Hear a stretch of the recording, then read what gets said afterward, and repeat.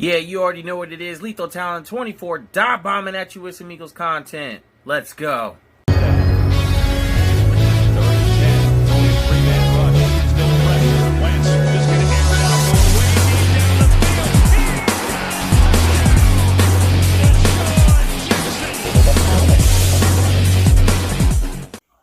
What up? Yo, it is division rivalry game night tonight. It's the Cowboys versus the Bears. And really just real quick, I'm just going to go over who I think is going to win this game. Everything in me wants the Bears to win and Dallas obviously to lose. But man, honestly think that Dallas may be able to pull this one off. But it's just the quarterbacks. I think Dak Prescott is better than Mitchell Trubisky, but in this case, I hope they prove me wrong because Trubisky has got Allen Robinson. He has a couple weapons. Tariq Cohen. The offensive line is pretty good.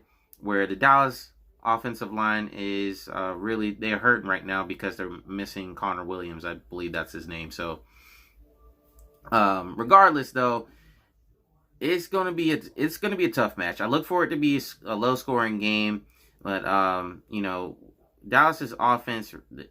I mean, we always said it ran through Zeke, but it seems like Dak, whenever he faces a good defense, he can't get a lot going. You know what I'm saying? So if the Bears play man to man and they stop Amari Cooper, they can definitely win this game. I think.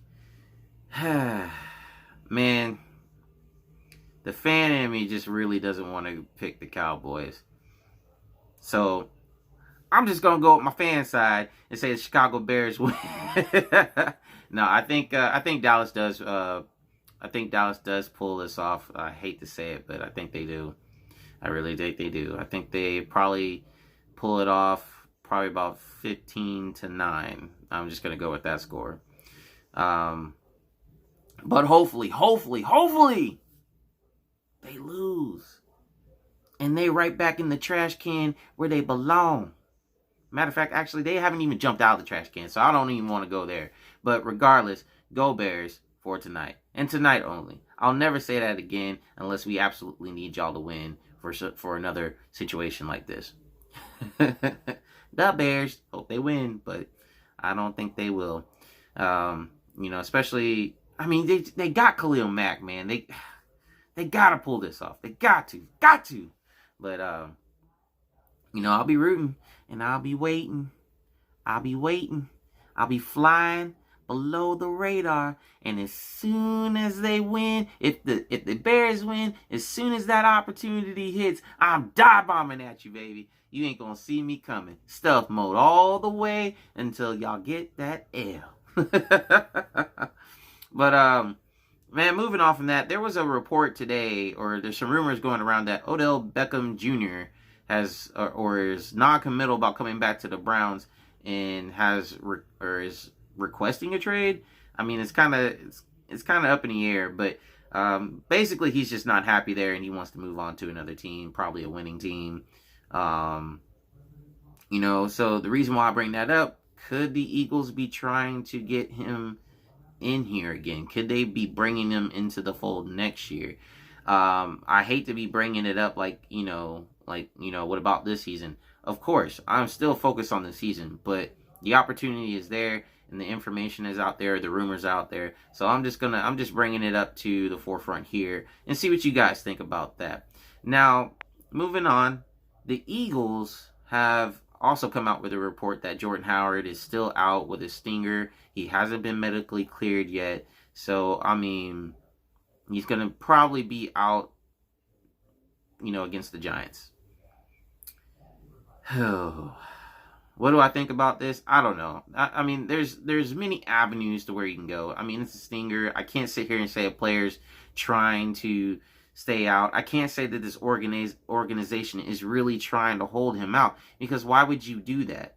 Why would you try to hold him out and not try to bring him into the fold? You know what I'm saying? Like, not try to have him help us win games. Because when he's in there, it seems like once they consistently stay running the ball, that we our chances of winning are pretty high. So, man, Jordan Howard, I like him. I think he's basically a younger LeGarrette Blount, just smaller, really. I mean, when it comes to stature or height, but I like Jordan Howard. I love his just nasty. I'm gonna knock you forward and get you, 3 to 4 yards off of, just plowing through guys. Like there's a play with Sanders, and I'll bring this up in the film as well, where he could have just hit a hole, and instead of him, just hitting that hole and bursting through it, he made a needless juke move, and or a cutback, and he let the lane, the hole close on him before he can get through it. Anyway, so I mean, that's just the difference, because Howard, when he has an opening like that, he hits it. He hits that hole. He sees that hole. He hits it, and that's all she wrote, man. And whoever's in his way, he's going to run you over. So, I like Jordan Howard. I hope it's not politics. I really don't think they would. But if it is, if they're holding him out due to politics and trying to get Miles Sanders some more playing time, more carries, and all this stuff, then this organization is not about winning. They're just about who they want out in the field because they drafted him. Like Mac Hollins, they drafted him. They gave him more opportunities than they should, and they let a second-round draft pick in the 2019 season to just sit around and not be able to get his feet wet in the NFL. And by that, I mean, obviously you should know who I'm referring to, but in case you don't, I'm referring to J-Jaw, or J.J. Arcega-Whiteside. So, that's I just hope that's not the case. But we'll see. We'll see what happens. I don't think the Eagles are going to sign him with all the rumors that came out with him and Melvin Gordon, and they trying to trade him as soon as we traded for him. I mean, it doesn't have a good look to it.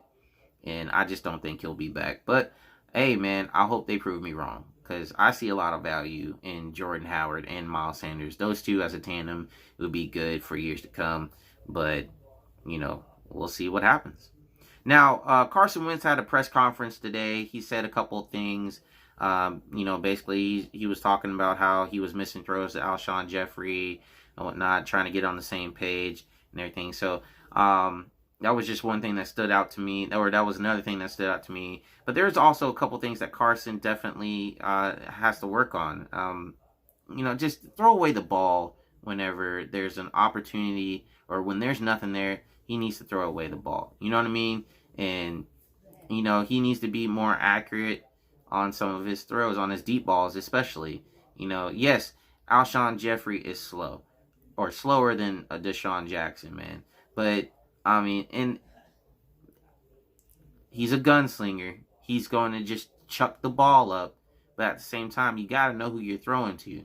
You can't be throwing to Alshon Jeffrey like he's Deshaun Jackson, expecting him to get to the ball where you throw it. You know what I'm saying? So, but he said some pretty good, interesting things about, the plays of Alshon Jeffrey and everything. So you guys take a look at that. Spoken to us in the past about throwing the ball to Alshon even when he's covered. When you watch the film of the Dolphins game, is that something you were doing maybe more consciously?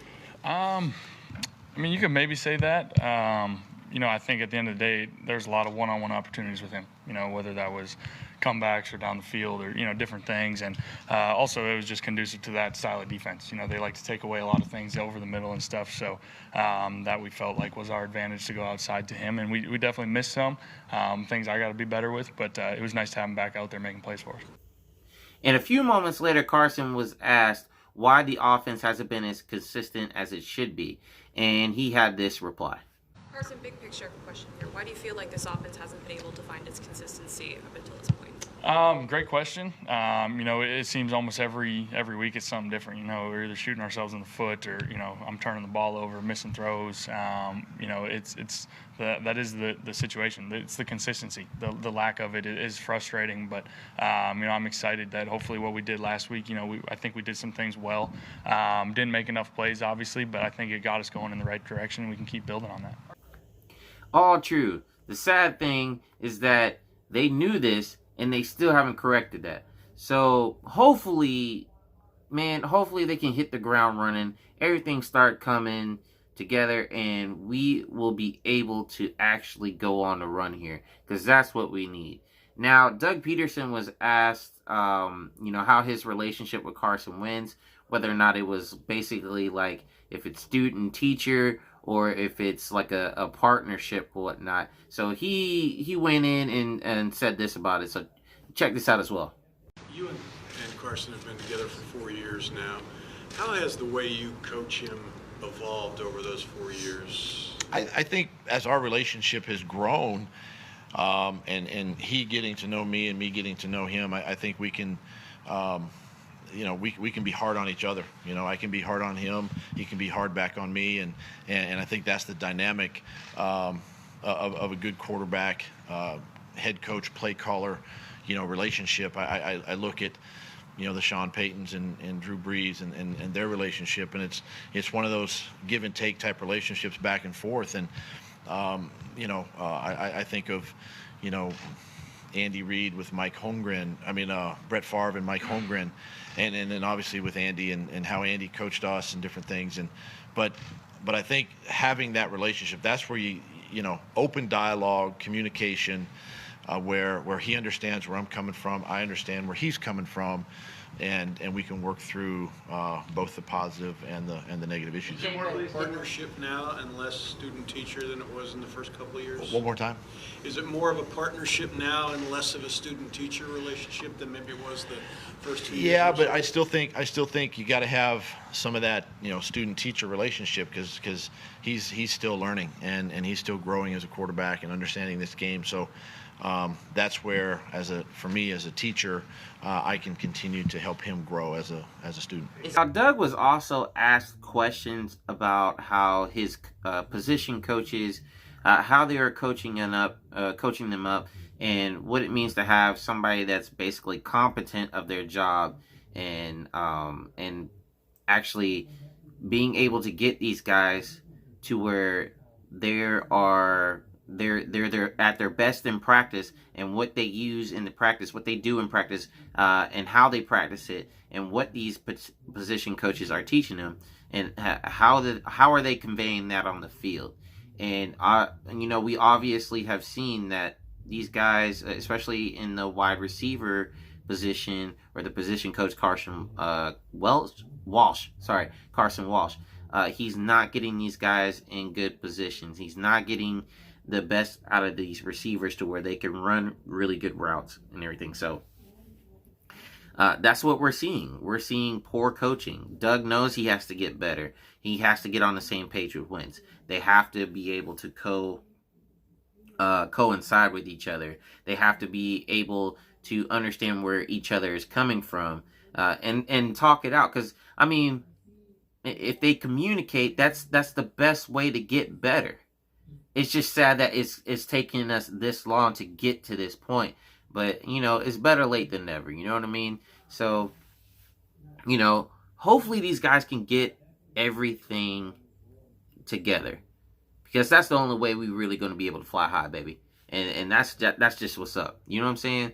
So, with that being said, the Eagles, regardless of whatever happens tonight with the Cowboys and the Bears, the Eagles have to do their job against the Giants, because it means nothing if we don't take care of the Giants, and if we can't take advantage, if this is the second week in a row where if Dallas loses and we can't take advantage against the Giants, then it's pretty much a wrap. So, and I don't want to be one of the fans in being embarrassed in this fan base, but you gotta go with the blows. You know what I'm saying? Whatever comes at you either gotta take the wins, be happy with the wins, and what comes to that is losses. So we gotta go with that as well. You know what I'm saying? So that's pretty much all I'm gonna say.